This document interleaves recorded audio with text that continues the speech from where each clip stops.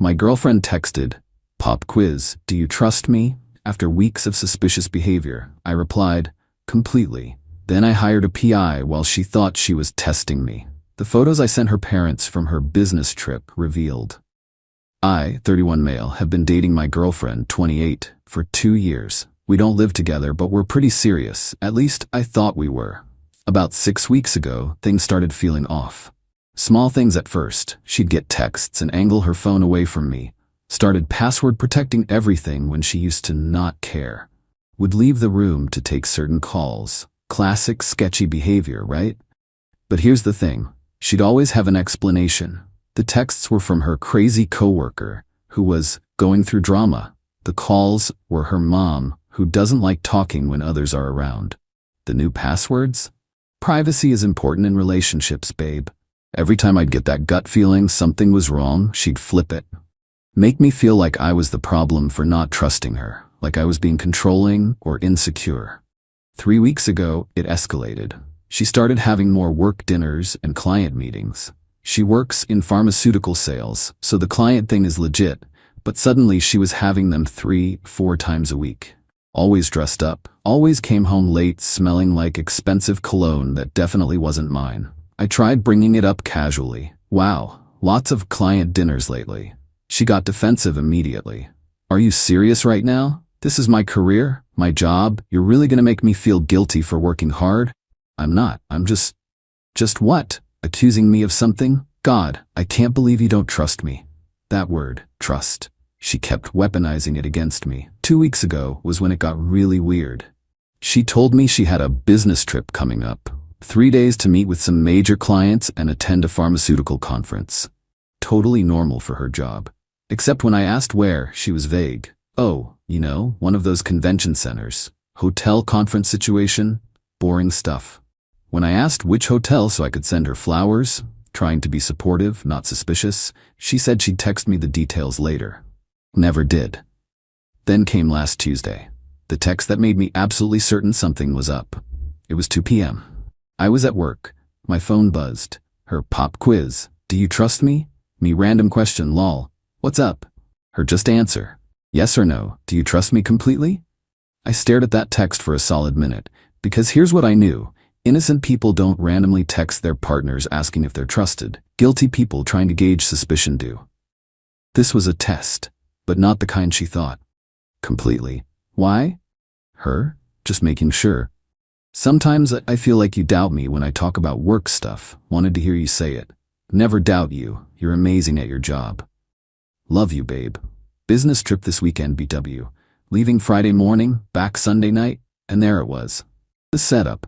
She just created her alibi and checked that I wasn't suspicious. I'd passed her test, which meant she felt safe to do whatever she was planning that weekend. I sat at my desk, staring at that exchange. My hands were shaking slightly, but my mind was crystal clear. If she's testing whether I trust her, it's because she's about to do something that would break that trust. I Googled private investigator and made a call during my lunch break. Update 1. The PI I hired was this no-nonsense woman in her 50s who'd worked fraud cases for 20 years before going private. Let's call her Detective D. She wasn't cheap, $200 an hour plus expenses, but she was exactly what I needed. "I get 3-4 cases like this a month," she told me at our meeting Wednesday evening. "Partner acting weird, suddenly very concerned about trust, big trip planned. You're smart to follow your gut." I showed her screenshots of the texts, gave her my girlfriend's photo, work info, the dates of the business trip. "I need to know what she's actually doing this weekend," I said. "And I need proof." Detective D nodded. "Photo and video documentation, GPS tracking if possible. I'll have a full report, but I have to ask, are you prepared for what I might find?" Honestly, at this point the not knowing is worse. Fair enough. I'll start surveillance Friday morning when she leaves. The next 2 days were torture. Acting normal around her, pretending everything was fine. She'd text me about how stressed she was about the trip, how many meetings she had lined up, how exhausting it would be. Thursday night, we had dinner at her place.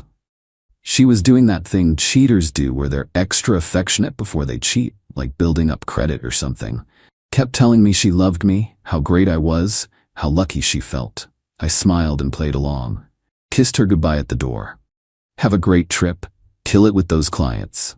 I will, baby. Miss you already. Friday morning, Detective D texted me at 8:47 a.m. Target departed residence at 8:15. I'm following. Will update. My girlfriend had texted me at 8:30. At the airport. Wish me luck. Except Detective D's next message at 9:03 a.m. was, she's not at any airport. She just checked into the Riverside Inn downtown, uploading photos to the secure portal now. I opened my laptop, logged into the portal Detective D had set up. And there she was, my girlfriend, pulling a suitcase into a hotel that was definitely in our city. Not at a conference, not at an airport. My phone buzzed. Another text from her. Boarding soon. Phone will be off during flight. I actually laughed out loud. The audacity.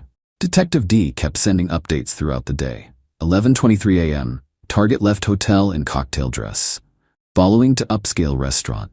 12:07 p.m. She's meeting a man, approximately 40 to 45 years old, business attire, affectionate greeting, uploading photos. The photos showed her hugging this older guy, sitting very close at lunch, holding hands across the table. 1:45 p.m. They're going back to hotel together. 3:30 p.m. Target and male companion still inside hotel room, confirming room number. My girlfriend texted me at 3:45 p.m. Conference sessions are so boring. Miss you. At 6:17 p.m. Man departed hotel. Target remained inside, standing by for evening activities. 7 p.m. Target left hotel in different outfit, following to another restaurant. 8:04 p.m. Meeting different man. Younger, approximately 30-35, also very affectionate, uploading photos. Wait, different man? I opened the new photos.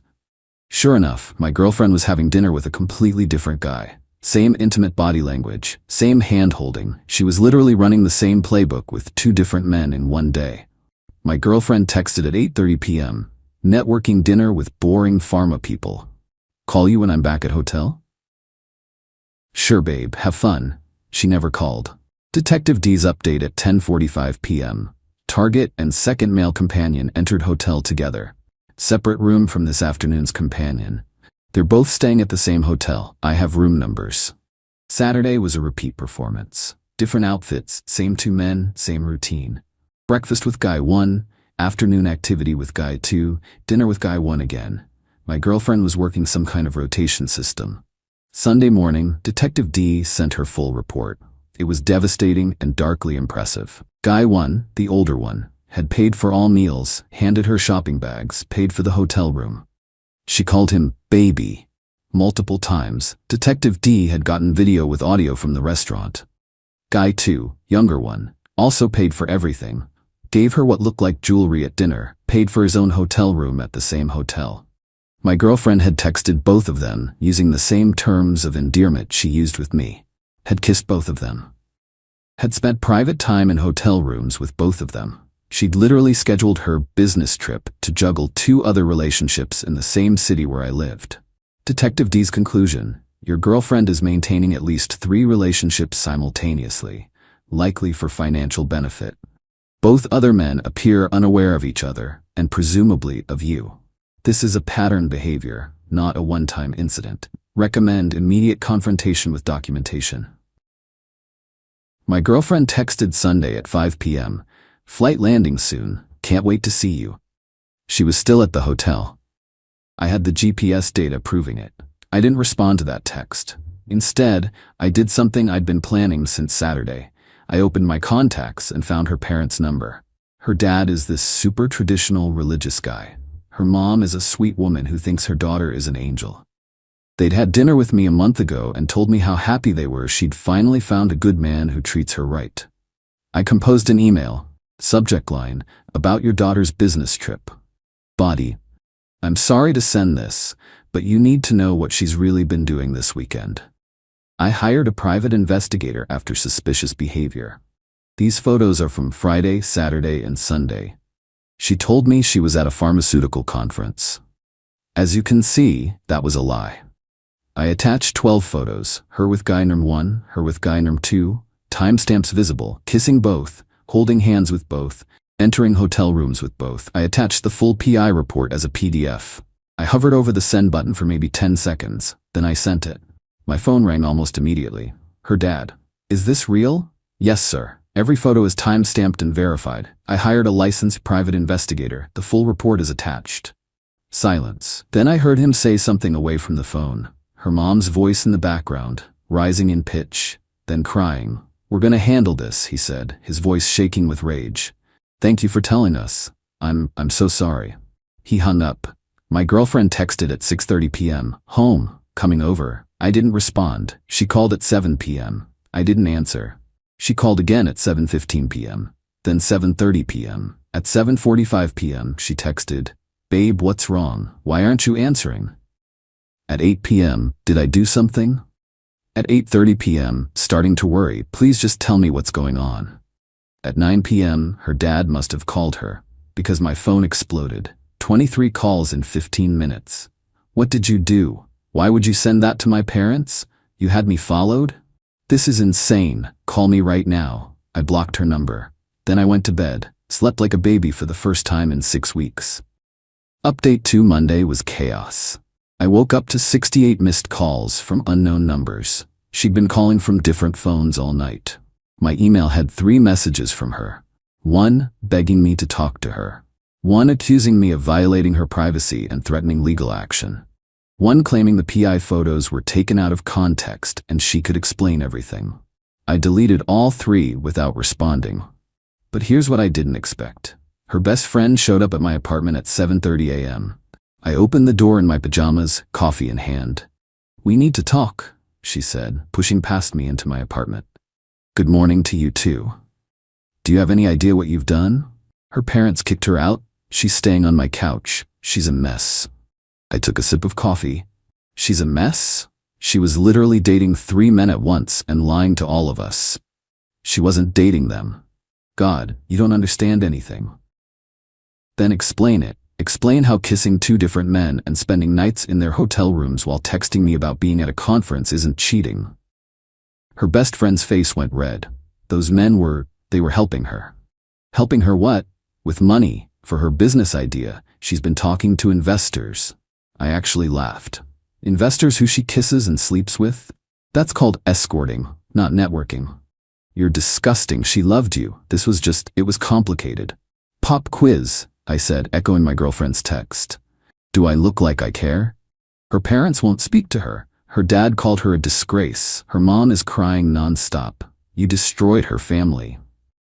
No, she destroyed her family by lying to everyone, including them. I just showed them the truth.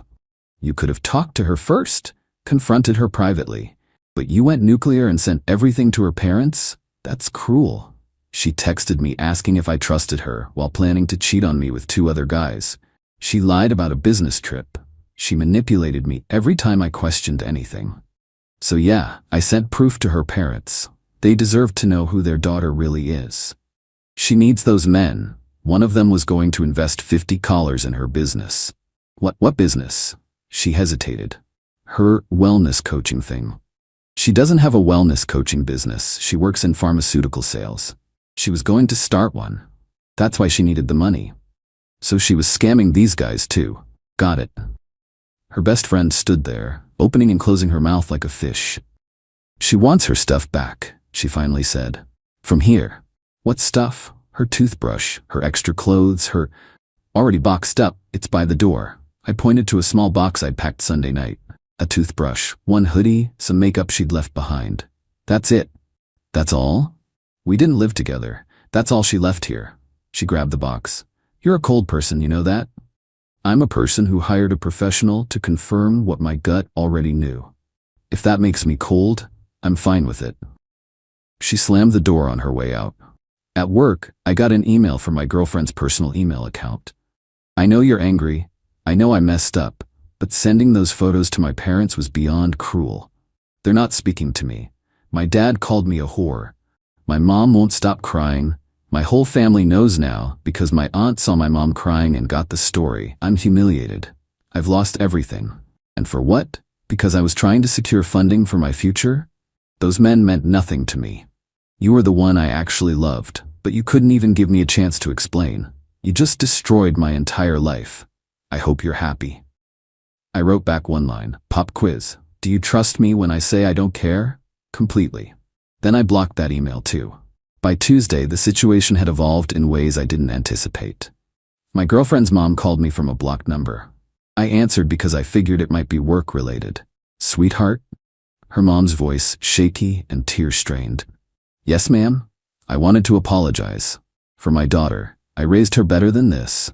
I don't know where we went wrong, but this is not the girl I thought I knew." "You don't need to apologize for her choices, ma'am. Her father he's devastated. We had no idea. She introduced us to you, and we thought she was finally settling down with a good man. We were planning to help with a wedding, eventually. And now we find out she's been lying to us, to you, to these other men. It's like I don't even know my own daughter." I felt bad for her mom. She really didn't deserve this. "I'm sorry you found out this way," I said, "but I thought you deserved to know the truth. You did the right thing. Her father is too angry to say it, but you did the right thing. She needs to face consequences for once in her life. We've always bailed her out, fixed her problems. Maybe that's why she thought she could do something like this." After we hung up, I felt this weird mix of vindication and sadness. Not for my girlfriend, she'd made her choices, but for her parents, who genuinely seemed blindsided. Wednesday brought the legal threat I'd been half expecting. A letter from a lawyer claiming I'd violated her privacy rights by hiring a PI and sharing the photos without consent, demanding I pay $15,000 in damages for emotional distress and reputational harm. I forwarded it to a lawyer friend. He called me back laughing. "This is total garbage. Private investigators are legal. You had reasonable suspicion.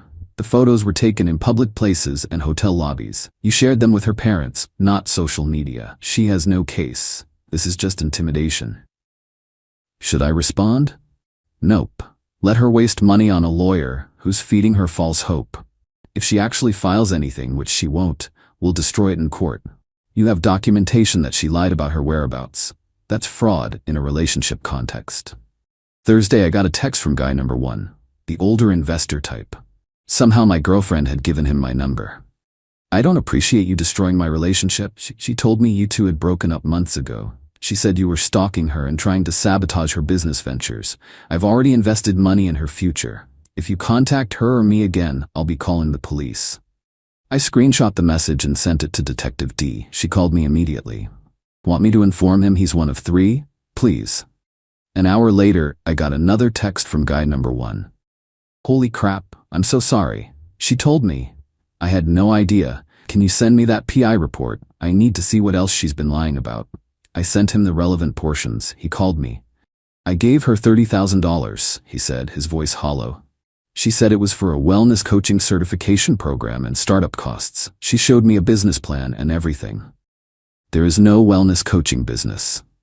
I know that now. God, I'm an idiot. I'm married. My wife is going to, if she finds out. That's your problem, not mine. Can you not mention me to anyone? I already mentioned you to her parents via the PI report." Crap. Okay, I need to talk to my lawyer." He hung up. Friday, exactly 1 week after the business trip, my girlfriend showed up at my apartment building. Security called me.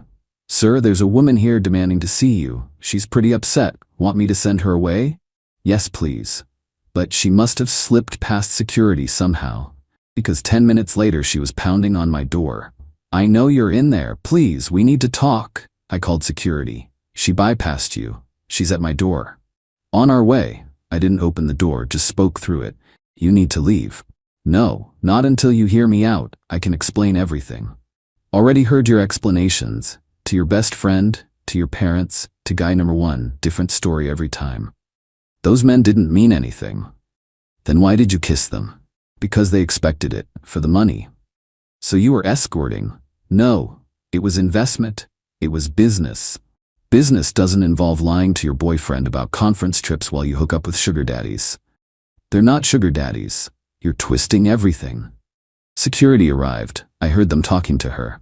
"Ma'am, you need to leave the building." "I live here." "No, ma'am, you don't. This gentleman lives here. You need to leave now or we'll call the police."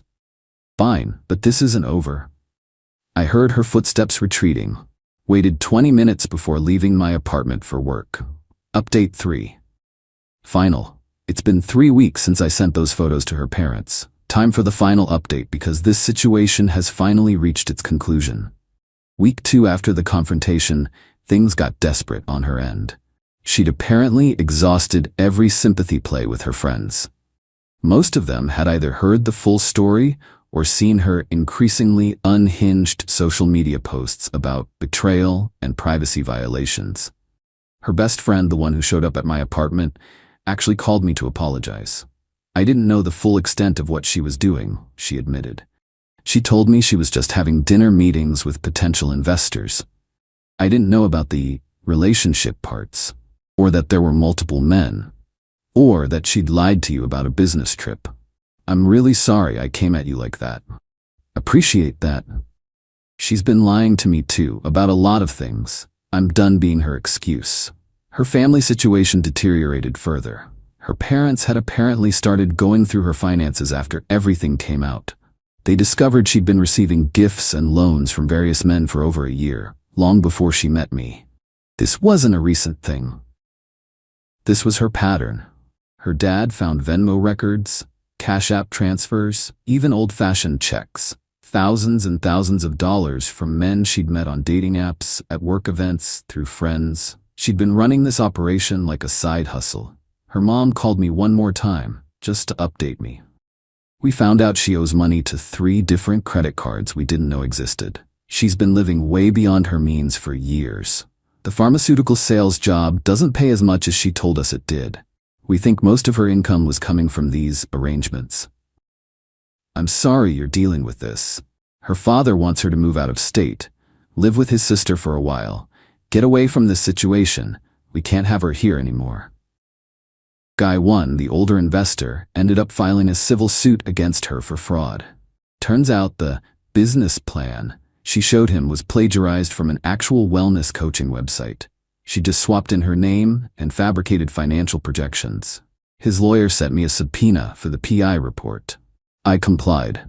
Guy 2, the younger one, just ghosted entirely, blocked her everywhere. Smart man. My girlfriend made one final attempt to contact me in week 3. She sent a letter to my apartment, actual physical mail. The letter was 6 pages long, handwritten. Started with apologies, devolved into excuses, ended with accusations. The highlights: I never meant to hurt you. Everything just got out of control. Those men were supposed to be business relationships, but they wanted more, and I felt trapped. I needed the money to maintain the lifestyle you expected me to have. Wait, what? You always wanted me to look good, dress nice, go to fancy restaurants. I couldn't afford that on my salary, so I found ways to make it work. This was wild. She was actually trying to blame me for her scamming operation. If you had been more understanding about my financial situation, I wouldn't have needed to seek help elsewhere. The PI was illegal, and I'm still pursuing legal action. She wasn't. Her lawyer had dropped her. My life is ruined because you couldn't handle the fact that I'm an ambitious woman making business connections. I hope you know that everyone who knows the real story thinks you're controlling and manipulative. They don't, but okay. I loved you. I really did, but you'll never find anyone who loved you the way I did. The letter ended with, I hope someday you realize what you lost. I took a photo of the letter and sent it to her best friend, who was now firmly in my corner, with the caption, "Still playing victim, I see." She replied, "She'll never get it. Save that letter though. It's evidence if she tries anything else." By week 3, the situation had mostly resolved itself. Her family made her move across the country to live with her aunt. Fresh start, they called it. More like exile. Guy number 1's lawsuit was proceeding. Last I heard, she'd have to pay back the $30,000 plus legal fees. No idea how she'd manage that. Her pharmaceutical sales job had terminated her. Apparently word got around about what she'd been doing, and the company didn't want that liability. They claimed it was performance-related. Sure. Her old apartment was being sublet because she couldn't afford the lease anymore. As for me, I'm doing fine, better than fine actually. The whole experience taught me something valuable. Trust your gut, but verify the facts. I could have confronted her directly based on suspicion. Instead, I got concrete proof. That proof protected me from her manipulations and gaslighting. When she texted "Pop quiz, do you trust me?" She was testing whether she'd covered her tracks well enough. She thought she had. She was wrong. I trusted my instincts more than I trusted her words, and that made all the difference. A friend asked me last week if I regretted sending those photos to her parents. Not even a little bit, I said. They deserved to know who they were supporting. Plus, it protected them from potentially giving her money for her fake business. But wasn't that kind of extreme? She was running a con on multiple people simultaneously while making me feel crazy for noticing. Extreme was necessary. The truth is, I don't feel guilty. I feel relieved. Relieved that I caught it when I did, before I proposed or moved in with her or combined finances. Relieved that I have proof of everything so nobody can rewrite history. Relieved that her parents know the truth and aren't being scammed. She made choices. Calculated, deliberate choices. She chose to maintain multiple relationships for financial gain. She chose to lie about business trips. She chose to gaslight me when I questioned her behavior. She chose to test my trust while actively betraying it. I just chose to document it and share the truth. That's not revenge, that's just consequences. My ex will probably rebuild her life eventually.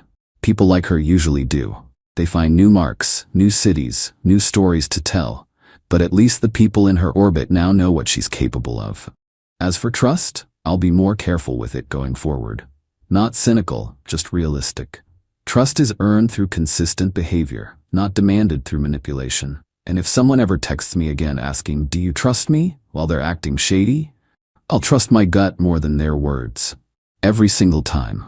Final note, someone asked if I ever got an actual apology from her. Nope.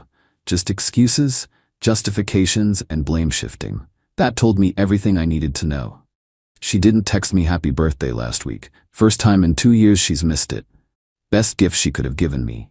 Honestly. Pop quiz, am I better off? Completely.